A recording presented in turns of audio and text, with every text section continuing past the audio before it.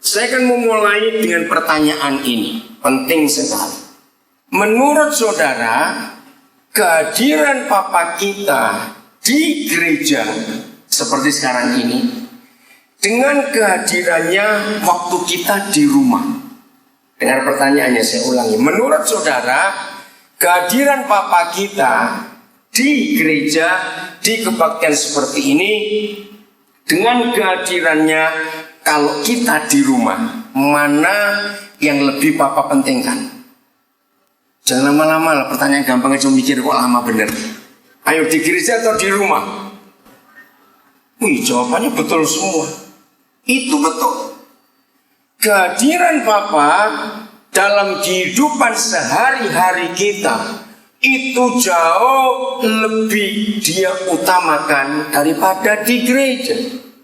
Mengapa? Ini pertanyaan penting. Tolong para choir yang hebat, pemain tamburinnya di mana tadi? Saya nggak lihat mereka. Oh, ada di situ. Tamburin, musik semua lengkap.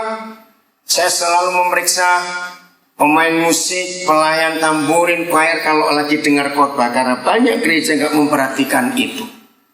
Saya punya kebiasaan kalau masuk di gereja, apalagi gereja besar seperti saudara, dan ada apa ya istilahnya tugas ke rumah tanggaan atau cleaner, saya akan sapa mereka, saya akan tanya latar belakang mereka apa. Jadi saya kenal dengan beberapa di antara mereka. Ada Hendra, ada Salju. Saya tanya Erik kemana? Karena kemarin sore saya ketemu Erik, dia bilang Erik lagi tes untuk masuk kuliah. Wah, bagus kalau begitu. Maaf bagi saudara yang sudah lama berjemaah di sini, kalau saudara nggak kenal satupun dari mereka, saudara berdosa besar. Hargai mereka, setiap orang itu. Baru kemarin saya dinapkan di Hotel Aquarius. Saya sudah punya 4 teman, 2 housekeeping, 1 security, dan 1 bagian front office di hotel itu. Dan semua saya catat namanya, saya catat nomor teleponnya. Itu kebiasaan saya. Saya akan kontak mereka. Tadi pagi orang namanya Muhammad Labib, dia ngantar sarapan pagi kami ke kamar. Nah saya tanya, sudah berapa lama kerja di sini? Apa cita-citamu setelah ini? Itu penghargaan, saudara. Tadi malam front office-nya namanya Yono, orang Jawa. Saya ajak ngomong bahasa Jawa. Saya sempat waktu sebentar sebelum saya naik. Saya tanya latar belakangnya. Kenapa dari Jawa, dia orang Ngawi, kok bisa ke sini? Saudara memberi perhatian buat orang, Injil itu akan gampang masuk ke orang itu. Katakan amin. Kemarin siang Pak Hansi mengajak kami makan di, saya lupa jalan makan, pokoknya ikan bakar. Nah ternyata pemiliknya orang Surabaya. Saya orang Surabaya, wah cerita akrab sekali. Salah seorang pelayannya, Roh Kudus bicara kepada saya, namanya Irwan. Saya catat nomor teleponnya, saya minta. Langsung saya SMS tadi malam, dan dia balas. Dia bilang, Bapak kok bisa begitu perhatian? Saya bilang, karena semua umat manusia itu berharga di mata Tuhan. Beri penghargaan, beri penghargaan. Saya cuma cerita, supaya saudara tahu bagaimana hati saya untuk jiwa-jiwa. Saya punya 4 nomor telepon. Kenapa saya punya segitu banyak? Supaya mereka yang kontak saya dengan provider berbeda-beda, mereka bisa murah. Nah, setiap kali orang telepon saya, apalagi orang-orang yang saya ingin kenalkan kepada kasih Kristus, saya langsung matikan teleponku, saya akan telepon balik. Karena kalau saya telepon balik, dia nggak berhak untuk nyetop saya. Oh nggak, amin. Maka itu biaya telepon saya 1 bulan, catat. Maaf ya kalau saya cerita ini, jangan saudara mikir macam-macam. Biaya telepon saya 1 bulan itu paling sedikit itu 6 juta rupiah dari 4 nomor itu, saudara. Dan seringkali bisa 8 juta, 9 juta 1 bulan. Bukan urusan bisnis, urusan jiwa-jiwa itu. Di handphone saya kontak sopir taksi, cleaner di banyak mall, satpam, security di perusahaan, kuli-kuli porter itu yang saya kontak. Saya 1 hari paling dikit bisa terima 300 SMS, saudara, paling dikit. Saya harus jawab apa yang mereka rindukan. Ini yang harus kita miliki dalam hidup kita. Maka itu saya mulai dengan pertanyaan tadi. Kehadiran Bapa kita dalam hidup sehari-hari jauh lebih penting daripada di gereja. Mengapa? Pertanyaan kedua, inilah alasannya. Menurut saudara, orang Kristen seperti kita semua ini, di mana bisa berlaku munafik? Di gereja atau di rumah? Tahu kata munafik? Pura-pura, sok hebat. Ayo, di gereja atau di rumah kita ini bisa munafik. Yang kuat suara supaya jangan dengar. Di mana? Nah, maka itu jangan suka ke gereja, banyak orang munafiknya. Dan itu betul. Kemunafikan kekristenan justru di gereja, bukan di rumah. Ya orang aneh kalau dia munafik di rumah. Mau munafik sama siapa? Perhatikan apa yang Tuhan Yesus lakukan dalam hidupnya. Dalam 4 Injil itu jelas sekali. Yang dia tentang adalah kemunafikan. Maaf, saya cuma cerita, tapi ini kebenaran. Menurut saudara, yang namanya pendeta, batuan, apalagi sudah gede-gede, kelas internasional, itu kebanyakan jaim atau kebanyakan tulus hidupnya? Ayo jawab, gak usah takut. Ayo, kebanyakan apa pendeta-pendeta besar itu? Jaim. Sok betul. Saya nggak suka pada pendeta-pendeta. Begitu selesai khotbah langsung pergi. Saya selalu memberi kesempatan kepada setiap orang untuk berhak terima. Saya ingin bicara kepada sebanyak-banyaknya orang. Kemarin saya senang melihat anak-anak muda. Begitu saya turun langsung mereka akrab, tanya dan semuanya. Saya bersyukur untuk itu. Coba temukan di 4 Injil 1 ayat saja atau setengah ayat saja yang menunjukkan Yesus jaim. Ada tidak? Sama sekali tidak. Bahkan sebuah kisah yang luar biasa. Ada seorang wanita yang perlu dia sampai berani pegang ujung jubahnya. Itu kan luar biasa. Kenapa banyak pendeta nggak mau belajar dari Tuhan Yesus? Merasa kok sudah jadi hamba Tuhan dirinya hebat. Tidak. Saya mau memberitahu Pak Pendeta Jun bahwa saya akan datang bertiga. Istri saya nggak ikut, dia ada di Nabire. Tapi saya datang dengan 2 orang dari anak-anak kami. Ternyata kemarin Pak Maharu itu jemput kami. Gereja menyediakan 2 kamar. Saya bilang tidak, saya mau 1 kamar. Nah, apa bisa? Nah, itu kebiasaan saya. Hidup saya selalu terbuka dan saya ingin orang lain berhak untuk menilai saya. Kalau istri saya tidak ikut dalam satu pelayanan dan saya harus sendiri, ya saya itu jarang sekali pergi sendiri. Kalau tahu dengan istri saya akan tetap ngajak berapa anak yang lain untuk mereka belajar dari kehidupan kami. Nah kalau istri saya nggak ikut, nggak ada anak yang saya bisa ajak. Dan kalau gereja itu menyediakan hotel buat saya akan minta pada gereja itu tolong carikan 1 atau 2 orang yang bisa menemani saya untuk di kamar hotel ini. Kenapa? Saya ingin sedikit waktu yang saya punya, saya ingin berbagi dengan orang lain. Saya ingin cara hidup saya, cara saya tidur, cara saya lipat pakaian, cara saya ngatur apa, saya ingin dipelajari oleh banyak orang. Dan saya terbuka betul. Jadi kami tidak bertiga 1 kamar dan saya tidak merasa risih. Dan ternyata, maaf saya berkata, cukup banyak hamba Tuhan, lebih dari selebritis. Semuanya minta private. Saya paling tidak suka ada kata private. Sebab Tuhan Yesus nggak ada privasinya. Dia terbuka dengan siapa saja. Katakan amin untuk ini. Saudara, ini prinsip hidup yang saya pakai. Bagaimana Bapa di surga yang luar biasa mau terbuka dengan siapa saja. Saya tidak pernah takut sedalam-dalamnya hidup saya diketahui orang lain. Justru itu saya ingin orang lain belajar apa yang saya kerjakan.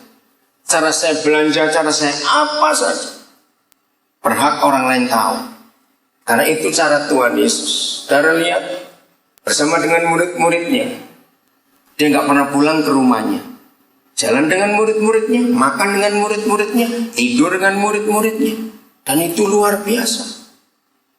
Ayo kekristenan kita nampak jelas di hadapan orang. Di rumah, kehadiran Bapa kita jauh lebih penting daripada di gereja. Karena di gereja, maaf saya katakan, kita bisa pura-pura hebat, kelihatan rohani. Waduh, kalau saya laku penyembahan, angkat tangan, matanya merembus miring-miring, kepalanya, maaf. Siapa tahu isi hati orang itu. Maka itu jangan sok rohani dan jangan sok kelihatan hebat. Karena Papa kita tahu isi hati kita betul-betul. Nah, bagaimana cara kita menghilangkan kepura-puraan itu? Maaf saya ngomong, banyak pelayan Tuhan di gereja yang justru jadi batu sandungan buat orang-orang di luar gereja. Karena apa? Ketika kita di luar, entah kita lagi di pasar, entah kita lagi kerja, entah kita lagi di jalan, apa yang kita lakukan, ada orang melihat. Suatu kali misalnya kita yang aktif di gereja dalam pelayanan, wah luar biasa. Kalau menyambut tamu, asyar, apa sajalah, maaf saya berkata ini, kelihatan rohani betul. Tapi satu hari ada orang datang ke gereja yang orang itu belum pernah tahu.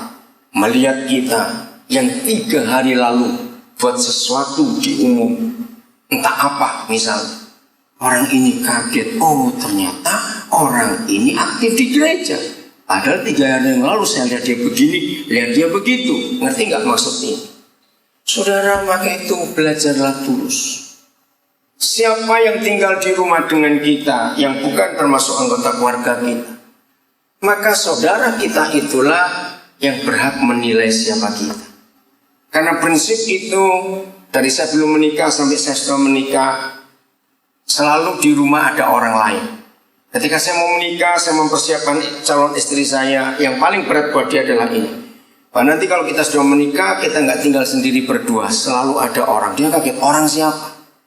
Saya berkata hal ini, Yesus saja terbuka, nggak perlu takut. Jadi sampai hari ini ada orang di rumah kami.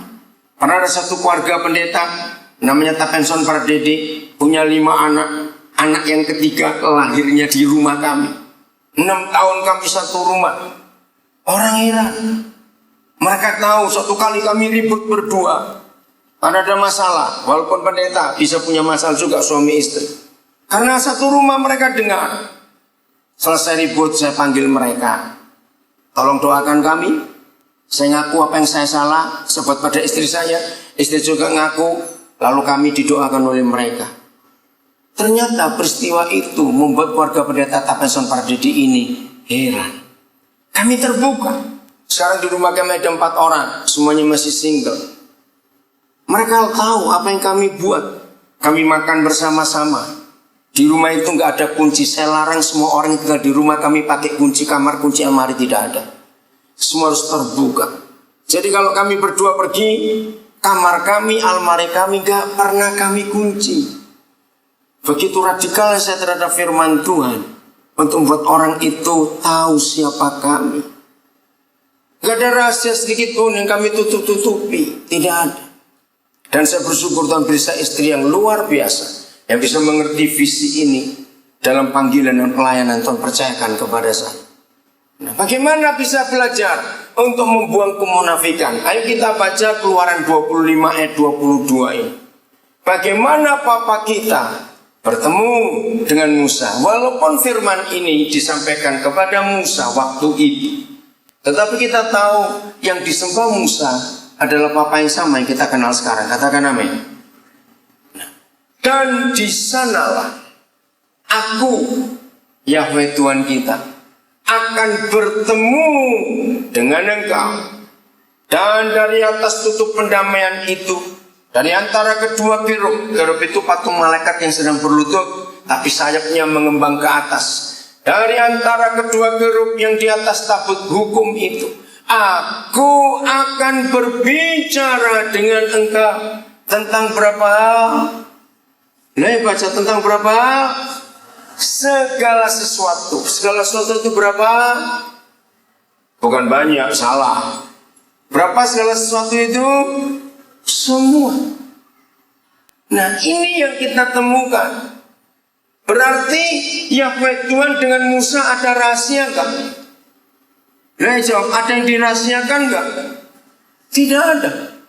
Segala sesuatu yang akan kuperintahkan kepadamu, aku akan bicara untuk disampaikan kepada orang Israel. Langsung kita lihat Yohanes 15 ayat 15. Jam-jam terakhir kehidupan Yesus Tuhan kita masih ada di dunia dan berkumpul bersama murid-muridnya, ada hal yang sama. Yohanes 15 ayat 15. Aku tidak menyebut kamu lagi hamba, sebab hamba tidak tahu apa yang diperbuat oleh Tuhan. Tetapi aku menyebut kamu apa? Baca apa? Sahabat. Ini yang mengagetkan. Jam-jam terakhir sebelum Tuhan Yesus masuk ke Getsemani ditangkap, dia menyatakan satu hal yang luar biasa. Hanya ada satu saja alasan, ciri, tanda antar persahabatan. Apa itu? Karena aku telah apa? Baca telah apa? Ayo, ini kok saudara lupa permintaan saya tadi. Kalau saya tanya saudara harus. Nah, kenapa nggak baca? Kalau saya tanya satu kalimat yang saya tidak bacakan, itu maksudnya saya minta saudara membaca. Tolong semuanya bersuara, kecuali yang buta huruf dan yang bisu jangan ikut-ikut ngomong. Maaf saya berkata kasar, saya serius dalam hal ini. Saya dengarkan, saya ulang. Satu-satunya persyaratan disebut sahabat kalau tidak ada rahasia lagi. Orang tua, papa mama, kalau anak-anak saudara menginjak usia remaja 14 tahun ke atas, wajar mereka itu punya sahabat. Betul?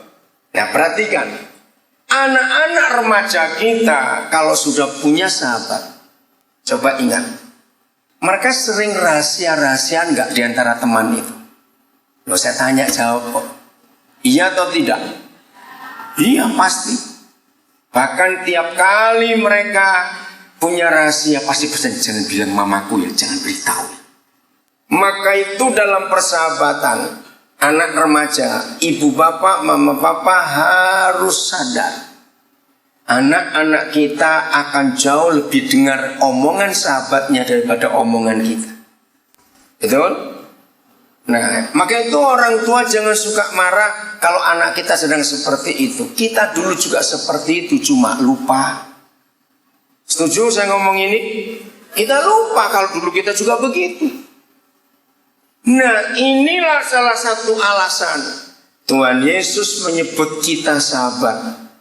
Ayo ulangi lagi, belum selesai. Yohanes 15 ayat 15. Karena aku telah apa? Memberitahukan kepada kita berapa hal, segala sesuatu yang telah ku dengar dari Bapakku. Jadi ada yang dirahasiakan enggak kepada murid-muridnya dari Tuhan Yesus? Tidak ada, saudara. Awas, jangan kalah dengan choir sana, awas saudara. Masa perjanjian lama, saya beri pertanyaan secara teologis. Masa perjanjian lama, Yahweh Tuhan itu sulit atau mudah ditemui oleh manusia? Ayo jawab, sulit atau mudah ditemui? Sangat sulit. Banyak aturan-aturan. Tapi ketika saya sampai kepada Keluaran 25-22, coba kembali lagi multimedia, Keluaran 25-22, saya itu kaget. Ternyata tidak. Dan ini buktinya. Nah, saya ulangi lagi, khusus para pelayan Tuhan, para diakan, hamba-hamba Tuhan atau sebutan apa saja saya nggak tahu di gereja ini. Perhatikan sikap Yahweh Tuhan di zaman perjanjian lama yang secara fakta sulit ditemui dengan aturan-aturan yang begitu rumit. Tapi di Keluaran 25-22 ini kita menunjukkan aslinya Bapa kita. Keluarkan dua kata penting di ayat ini. Ya, tolong saudara catat. Kalau saya katakan keluarkan itu catat, ambil. Yaitu kata bertemu dan kata berbicara. Dapat? Tolong saudara keluarkan dua kata. Ini penting sekali. Wow, saya kagum kepada Bapa di surga yang faktanya sulit ditemui tapi begitu mudah dia. Jadi anak-anak Tuhan, apalagi para pelayan Tuhan, dua hal ini harus selalu ada di hidup kita, yaitu Kalau kita mencari dia, dia pasti akan menemui kita. Amin atau tidak? Saya ulangi, setiap kali kita mencari dia, Papa pasti menemui kita. Tapi ternyata dia nggak cuma bertemu. Setelah dia bertemu, dia ngapain? Berbicara. Sekali lagi saya yakinkan saudara, ini kisah di perjanjian lama ketika Yahweh Tuhan masih sulit ditemui. Tapi jadi begitu mudah. Maka itu begini ya, ibu bapak, saudara-saudara, anak-anak Tuhan, supaya tidak ada kemunafikan di hidup kita. Saya mau diundang pelayanan di gereja mana saja, gereja kecil, gereja besar. Saya tidak mau jaim, saya nggak mau pura-pura. Saya akan terbuka dengan siapapun juga. Saya akan sapa orang-orang yang khususnya punya tugas-tugas tertentu. Itu penting sekali.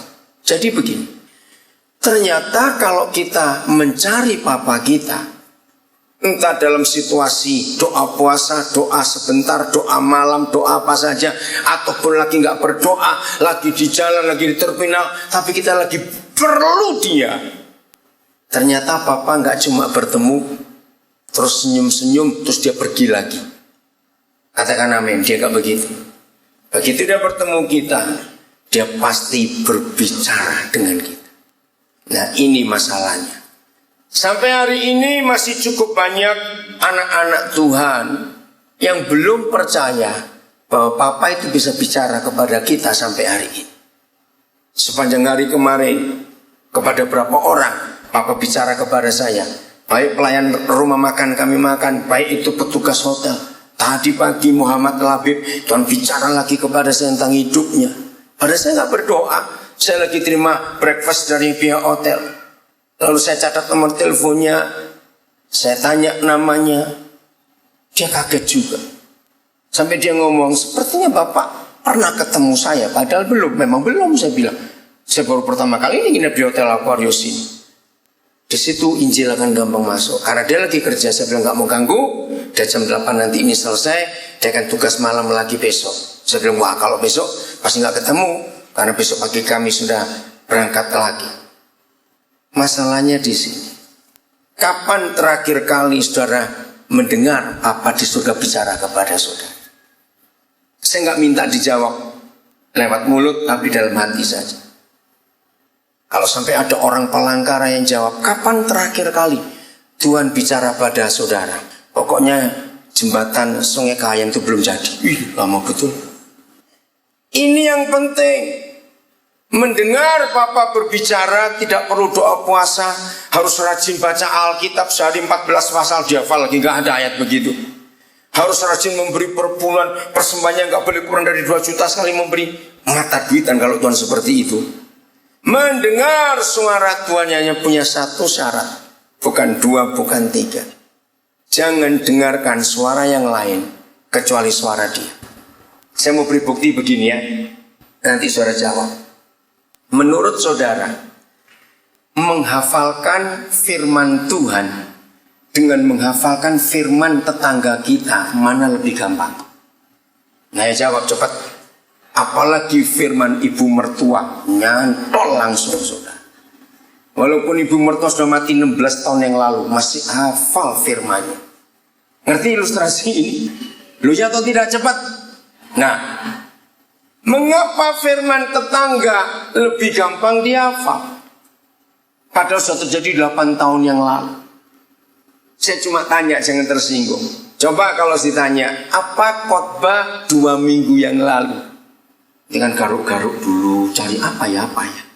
Mengapa kita bisa begitu sulit merenungkan, mengerti firman Papa kita? Ya karena tadi, firman-firman yang lain sudah masuk duluan. Sehingga memori kita nggak sempat untuk nyimpan firman Tuhan. Berarti kata firman itu, ya, buat orang kalau ngomong supaya lebih mudah mengilustrasikan kebenaran, saya pakai kata firman. Mengapa firman orang lebih mudah kita hafal? Maka itu lihat banyak orang Kristen kalau cerita ulang ketika dia disakiti, itu kalah pemain sinetron cara memperagakannya. Bahkan sampai bajunya apa orang itu masih ingat. Kira-kira jatuh tidak kita ini anak-anak Tuhan ini. Nah itu kesalahan kita. Maka itu kita nggak bisa dengar suara Bapa kita. Terlalu banyak suara-suara lain yang kita simpan di hidup ini, sehingga nggak ada tempat untuk dia berbicara kepada kita. Suatu kali saya tanya kepada Papa di surga, Papa, apa alasan Papa milih Maria untuk jadi seorang yang luar biasa?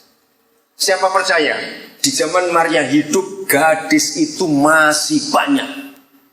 Ya atau tidak? Nah, bayangkan kalau gadis segitu banyak pada zaman itu, kalau Papa di surga tidak langsung nunjuk Maria yang di Nazaret, saya bayangkan gini, Gabriel, tahu Gabriel? Siapa dia? Malaikat yang diutus. Gabriel itu akan turun naik surga berbulan-bulan. Turun hari ini, gadis, siapa mau hamil belum menikah, siapa mau hamil belum menikah, ya siapa mau zaman itu. Lo ya atau tidak? Nazaret habis dikelilingi, Gabriel ke Galilea. Gadis, siapa mau hamil sebelum menikah. Hebat lo kamu nanti, Tuhan akan jadi manusia. Ini gak ada yang mau. Mengapa Gabriel langsung sekali turun dari surga dan mendapatkan Maria dan menjawab, jadilah padaku seperti yang kau katakan, karena aku ini adalah hamba Tuhan. Karena surga punya syarat, dan syarat itu ada di hati gadis Maria. Dan itu mengagetkan. Saya nggak ada waktu, sudah makin habis tuh kedip jamnya tinggal 10 menit. Karena saya baru bicara 28 menit ini. Karena ini alat rekam, saya selalu merekam kalau saya ngajar. Lukas 1 nanti saudara baca, ya, bagaimana Gabriel mengunjungi Maria. Dan banyak anak Tuhan salah menggunakan ayat itu. Nah, akhirnya Papa menunjukkan kepada saya ada satu ayat, buka Lukas 2:19. Ini satu-satunya persyaratan yang surga temukan dalam hidup Maria. Ini dia. Tetapi Maria ngapain? Menyimpan apa? Segala perkara itu. Kira-kira kalau saudara belum pernah baca seluruh kisah Maria, perkara apa yang disimpan? Kalimat seperti ini ada 2-3 kali ditulis di Injil Lukas dalam hidup Maria. Yang disimpan adalah firman Tuhan. Tetapi Maria menyimpan segala peristiwa, segala perkara, segala kejadian itu. Ini terjadi ketika Tuhan Yesus umur 12 tahun sempat hilang. Lalu Tuhan Yesus ngomong sesuatu yang mengagetkan ibunya. Hei, ini anak kok kurang ajar betul. Tapi dia simpan. Dan gak cuma disimpan, dia makan. Nyimpannya di mana? Di hatinya. Dan merenungkannya. Nah, ini yang menyebabkan mengapa surga memilih Maria. Karena Maria punya hobi, suka menyimpan firman di hatinya dan merenungkan. Karena dia suka menyimpan firman, maka saya pakai kalimat ini. Orang menyimpan sesuatu, boleh nggak saya katakan seperti seorang ibu mengandung? Ya atau tidak? Kan lagi menyimpan, bukan? Oh ya, saudara, kalau belum pernah ketemu, ada keluarga kita dari jemaat YAS Palangkaraya yang sedang berduka. Anak security kita meninggal waktu lahir kemarin. Nah, bagi yang belum tahu silakan. Waktu saya dengar cerita ini, saya ikut sedih. 2 kali istrinya mengandung keguguran. Ini ketika lahir, tapi ada kesalahan lagi, meninggal. Jadi tolong saudara yang kenal mereka, datangi ke rumahnya siang nanti ini, beri support, beri kekuatan. Walaupun kata-kata kita, saya percaya mau sebagus apa kata-kata kita nggak akan cukup menghibur. Tapi percayalah kehadiran saudara kepada keluarga security kita akan menguatkan dia. Saya lanjutkan lagi. Mengandung. Karena Maria suka menyimpan semua itu, firman itu di hatinya dan merenungkan. Maka dia sedang mengandung firman. Karena dia suka menyimpan firman, maka firman itu di kandungannya. Maka yang lahir adalah siapa? Yesus yang adalah firman yang hidup. Amin. Kenapa ada orang suka emosi, suka marah? Karena disimpan adalah kemarahan. Betul, satu kali saja kita sakit hati pada seseorang dan tidak mengampuni, maka kita akan gampang sakit hati kepada orang-orang lain. Setuju saya ngomong ini? Nah, kalau kita terlalu gampang sakit hati pada orang lain, berarti kita sedang mengandung kemarahan. Kalau kita mengandung kemarahan, yang lahir apa? Kemarahan. Maka itu apa yang saudara rajin simpan di hatimu? Ini intermezzo saja. Menurut saudara semuanya, laki atau perempuan yang lebih punya banyak almari? Ayo coba jawab, laki atau perempuan yang punya banyak almari? Perempuan. Baik almari secara jasmani maupun almari hati. Perempuan itu lebih banyak. Ada sesekali laki juga, perasaannya lebih halus dari cewek, ada. Disimpan semuanya. Nah, ini ilustrasi saya dari Maria tadi. Manusia itu secara psikologis punya kebiasaan begini. Menyusun rapi semua barang yang dia dapat sebagai hadiah. Sehingga almarinya banyak. Kalau orang itu lagi iseng, lagi nganggur, gak ada kerjaan, dia suka buka ya almarinya itu. Ini dari papaku waktu tahun 64 yang dulu. Terus lihat lagi, ini dari mantan pacarku, ini masih ada di sini. Oh, ini dari temanku, oh ini dari ini, disusun semuanya. Sudah pos tutup, kerja sibuk lagi. Waktu nganggur buka lagi almari yang lain. Terus begitu. Nah, kalau koleksi almari saudara rajin saudara bukain, diingat-ingat, tutup lagi, nanti lain kali buka lagi. Kira-kira hafal nggak dari semua tumpukan barang itu tadi? Nah, jadi pulang dari sini, bongkar almari hidupmu semua. Isinya apa itu? Mengerti? Kalau almari hidup kita hanya simpan sampah tahun 64, sampah tahun 67, sampah tahun 70 sekian, sampah tahun 70 sekian, tahun 80-an. Saya mau tanya kepada saudara, sebagus-bagusnya sebuah barang, kalau sudah sekian banyak tahun, kan tetap sampah, bukan artinya. Nah, itu yang membuat firman tidak punya tempat di hidup kita. Karena semua ruangan, semua memori, mau gigabyte berapa, mau terabyte berapa, kalau isinya sampah semuanya, maka yang benar nggak ada tempat lagi. Ngerti ilustrasi ini?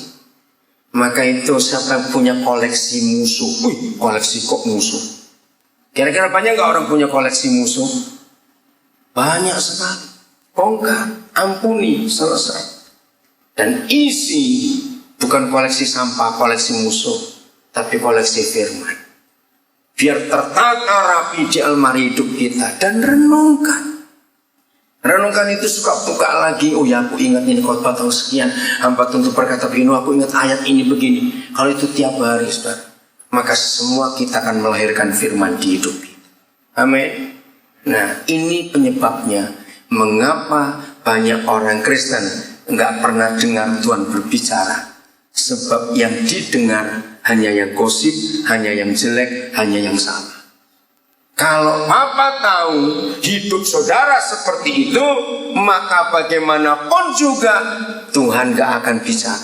Saudara mau doa puasa 40 hari kali berapa, hanya untuk dengar Tuhan bicara? Gak bisa. Sebab firman itu gak ada tempat. Bagian terakhir, Keluaran 33. Keluaran 33. Ayat yang ke-9. Apabila Musa masuk ke dalam kemah itu, saudara nanti di rumah baca ayat mulai ayat yang ke-6 ya, ini gak ada waktu. Musa tuh buat sebuah kemah, tempat dia jumpa dengan Bapa di surga. Apabila Musa masuk ke dalam kemah itu, turunlah apa? Tiang awan dan berhenti di pintu kemah. Dan berbicaralah Yahweh dengan Musa di sana, di kemah itu. Zaman itu kehadiran Yahweh Tuhan ditandai dengan tiang awan. Ada awan yang turun.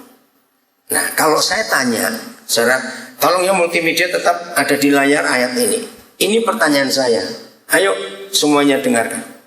Menurut saudara, antara Yahweh dengan Musa, dalam peristiwa ini siapa yang menunggu siapa?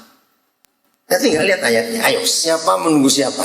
Antara Papa dengan Musa. Cepetan. Yahweh yang nunggu Musa. Itu yang saya kaget. Berarti kalau Musa tidak masuk, Papa ngapain? Dia nggak akan turun. Saudara, saya kagum. Lagi sekali, ini perjanjian lama yang Yahweh Tuhan masih sulit ditemui. Seharusnya Bapa kita dalam perjanjian baru, karena Yesus sudah buka kemah itu, tirai itu, untuk kita bisa bebas bertemu Papa sewaktu-waktu. Seharusnya saudara dan saya di perjanjian baru lebih mudah jumpa dengan Tuhan atau lebih sulit berjumpa dengan Tuhan dibanding saudara kita di perjanjian lama? Lebih mudah. Tapi faktanya, berapa kali saudara berdoa, mau puasa mau apa, sudah lama merem sampai capek, melek lagi. Kok nggak ada datang Tuhan ini? Merem lagi, melek lagi. Mana Tuhan ini? Ngerti contoh ini? Mengapa? Padahal begitu mudah Musa dengan Papa di surga. Yang kedua, ini pertanyaan sama, ayat yang sama. Ini yang saya kaget. Siapa yang berbicara duluan? Musa atau Papa di surga? Ayo baca. Siapa yang bicara duluan? Yahweh Tuhan bicara duluan. Coba kalau kita berdoa, nyerotos dalam Yesus, amin. Begitu Papa mau jawab, lu kok sudah pergi anak kemana tadi? Di perjanjian lama antara Papa dengan Musa begitu akrab. Sudah dia yang nunggu duluan, dia yang berbicara duluan. Ayat 10.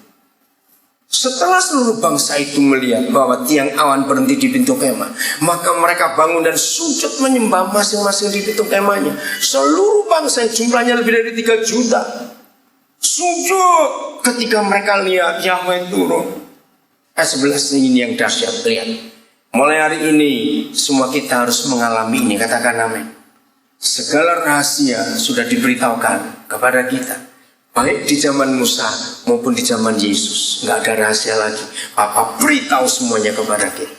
Dan Yahweh berbicara kepada Musa dengan apa? Berhadapan muka. Seperti terus seorang berbicara kepada teman. Sekali lagi saya minta, gabungkan Keluaran 33:11 dengan Yohanes 15 ayat 11 lagi. Sahabat, bukan hamba. Di minggu yang pertama bulan yang ke-8 tahun 2014 ini, semua kita harus memiliki kebenaran ini di hidup masing-masing. Katakan amin. Papa mau bicara kepada kita hadapan muka. Sebelum saya akhiri, saya akan berikan beberapa contoh. Begini. Satu hari saya perlu seseorang, ilustrasi. Saya telepon jam 8 pagi. Istrinya yang terima, oh Bapak lagi berdoa. Oh ya sudah. Jam 12 saya telepon karena saya perlu. Masih berdoa juga. Wih, lama betul. Jam 4 sore karena saya perlu, saya telepon lagi. Masih istrinya yang terima, belum selesai. Jadi sudah berapa jam itu? Dari jam 8 sampai jam 4, cepatan hitung. Berapa jam? Biasa ngitung duit aja kok lama ngitung jam. 8 jam, susah bener ngitungnya. Sudah 8 jam. Nah saya nggak tahu dia mulai jam berapa, dan saya nggak tahu dia selesai jam berapa. Ya sudah, saya bilang besok saja saya telepon. Besok pagi jam 8 saya telepon lagi. Selesai, dia terima. Saya bilang, hebat kamu. Berapa jam kamu berdoa? Wah, hampir 13 jam. Keren, saya bilang. Pertanyaan saya bukan ini. Saya pakai selalu Keluaran 25 ayat 22. Saya tanya, kamu berdoa segitu lama, Tuhan berbicara apa? Enggak, itu tidur, dah gitu aja kamu. Betul tidak? Dia doa hampir 13 jam, Tuhan gak bicara apa-apa, dia pasti tidur. Ngerti cara tanya saudara? Seharusnya 3 menit saja kita jumpa dia, apa langsung bicara kepada kita. Maka itu kalau saudara lagi doa puasa, awas. Yang ditanya bukan berapa hari saudara puasa, bukan. Kalau saudara berdoa berapa jam sehari, bukan berapa jam saudara berdoa. Ini yang perlu kita tanya, Tuhan berbicara apa kepada kamu? Ambil konsep ini. Maka itu banyak kemunafikan karena orang hanya nilai secara agama. Begini nilainya agama. Kamu sehari berapa kali berdoa? 4 jam, kalah. Aku 4 jam setengah. Terus ketemu yang lain, kamu berapa? Aku 5 jam. Wah, berarti aku kalah lagi. Bukan berapa jamnya. Juga kalau orang tanya, kamu puasa seminggu berapa kali? Sebulan berapa hari? Bukan itu. Mulai hari ini pertanyaannya apa tadi? Loh, kalau saudara ketemu orang berdoa, ketemu orang puasa, pertanyaannya apa? Nah, Tuhan ngomong apa? Karena dia kalau bertemu kita, dia pasti berbicara. Kalau orang puasa berhari-hari, Tuhan gak ngomong apa-apa, dia sedang diet atau menghindari penagih utang. Dan gitu aja. Tuhan harus bicara kepada kita. Ini konsepnya. Yang terakhir, siapa masih ingat berapa kali Samuel yang masih kecil itu dipanggil Tuhan? Cepat-cepat, supaya selesai ini. Berapa kali dia dipanggil Tuhan? Berapa? 3. Salah, 4 kali. Kok 3 itu bagaimana? Nah, di situ saya itu kagum, saudara. Kenapa Yahweh Tuhan sampai 4 kali? Ayat terakhir. Coba buka 1 Samuel 3 ayat yang ke-7.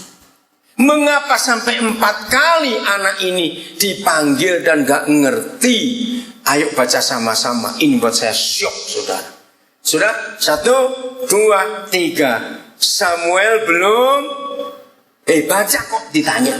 Ulang. 1, 2, 3. Samuel belum mengenal Yahweh. Yang kedua, firman Yahweh belum pernah dinyatakan kepadanya. Ini yang saya heran. Kalau begitu, ngapain Yahweh bicara pada anak yang gak ngerti apa-apa ini?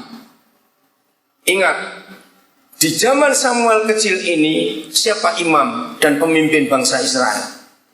Coba jawab, siapa? Imam ini masih hidup atau sudah meninggal? Ayo, masih hidup sudah meninggal zaman ini loh. Masih. Imam ini masih hidup. Sam. Yuk bangun, lari. Ya bapak panggil aku. Ayo, orang tua kalau sudah tidur enak-enak terus dibangunin, marah nggak? Susah tidur lagi nggak? Nah itu Eli marah. Aku nggak panggil. Samuel balik ke kamarnya. Belum lama tidur. Sam. Lari lagi. Ya bapak. Woi, Eli emosi. Aku gak panggil. Samuel bingung. Balik lagi, nah itu dia. Kalau Samuel seperti saya, begitu ketika dipanggil, saya tutupi bantal. Gak ada yang manggil, saya bilang begitu. Tapi ketiga kali, Samuel bangun gak? Coba jawab, bangun tidak? Bangun dan dulu ke kamarnya Eli. Yang ketiga ini Imam Eli yang bangun. Dia sadar, kalau begitu anak ini Yahweh ngajak bicara. Terus diajari, Sam, kalau kamu dengar lagi, katakan begini begitu. Nih baca sendiri. Si kecil ini bingung, begini begitu itu apa? Besok pagi Samuel bangun, Imam Eli gak bisa tidur. Coba buka dulu ayat 2. Maaf, ayat 1 kalau begitu. Ayat 1, nah ini. Samuel yang masih muda itu menjadi pelayan Yahweh. Masih muda. Terjemahan yang betul masih kecil. Sebab umurnya belum 10 tahun pada waktu peristiwa ini terjadi. Samuel yang masih kecil itu menjadi pelayan Yahweh di bawah pengawasan Eli. Nah ini masalahnya. Pada masa itu firman Yahweh bagaimana? Jarak. Penglihatan visi pun tidak sering. Jadi Eli sebagai imam sadar, sudah sekian lama aku nggak mendengar firman Yahweh Tuhan. Sudah sekian lama aku nggak melihat penglihatan. Ini bangsa mau dibawa kemana dia nggak tahu lagi. Maka itu ketika dia tahu Yahweh mengunjungi anak kecil itu, Eli pesan, nah kalau kamu dipanggil lagi ngomonglah, jawablah begini begitu. Bingung anak ini. Saudara, pagi-pagi setelah Eli tahu anak kecil ini bangun, saya punya Alkitab untuk anak-anak. Dikatakan begini, maka Imam Eli pegang pundak Samuel sambil digoyang-goyang sampai karena Yahweh bicara apa kepada kamu semalam. Mengapa Imam Eli menggoyang-goyang pundak Samuel? Karena Samuel nggak dengar cerita tentang Nabi Nuh buat Batra, nggak dengar Musa, nggak dengar tentang Yusuf. Samuel mendengar berita firman yang mengerikan.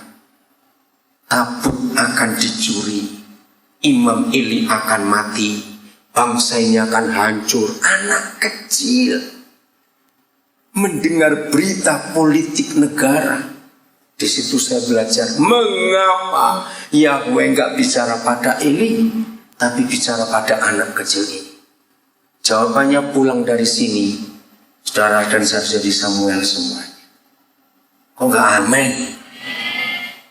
Saudara dan saya jadi Maria semua. Apa kesimpulan Maria? Taat, walaupun tahu mati kamu hamil sebelum menikah. Maka itu kalau ada cewek-cewek ibu-ibu namanya Maria tapi nggak pernah taat, ganti Mario aja namamu. Maria itu artinya taat, saudara, luar biasa. Samuel ini taat. 3 kali dipanggil bilang tidak, aku nggak panggil. Balik lagi ke-4 kalinya. Apa jawabannya? Mengapa Papa bicara pada anak ingusan yang nggak kenal Tuhan, nggak tahu firman? Jawabannya sebab di bangsa itu nggak ada seorang pun yang bisa diajak bicara. Dan papanya ketemu anak kecil ini. Maka pertanyaan saya terakhir, berarti yang rindu Tuhan berbicara atau kita yang rindu mendengar dia berbicara? Yang rindu siapa? Nah, maka itu untuk mendengar dia bicara nggak perlu pakai doa puasa, doa ini, doa itu, hafal ayat ini, tidak. Sebab dia yang rindu bicara. Amin. Ayo kita jadi Samuel akhir zaman. Kita jadi Maria. Nggak pakai formalitas, nggak pakai kepura-puraan, nggak pakai jaim, tulus semua. Siap dan percaya Tuhan bisa bicara kepada kita semua. Amin. Hargai kehadiran Papa di luar kebaktian. Mau diangkut, mau di mall, mau di jalan, mau di motor, mau di mobil, mau dalam pesawat, di bandara, di terminal, di pelabuhan, sungai, apa saja. Kehadiran Papa jauh lebih berarti daripada di gereja. Karena dia ingin hidup kita sehari-hari menyatakan dia. Kalau semua orang Kristen seperti itu, alangkah raya penuh kemuliaan itu. Tuhan memberkati kita semua.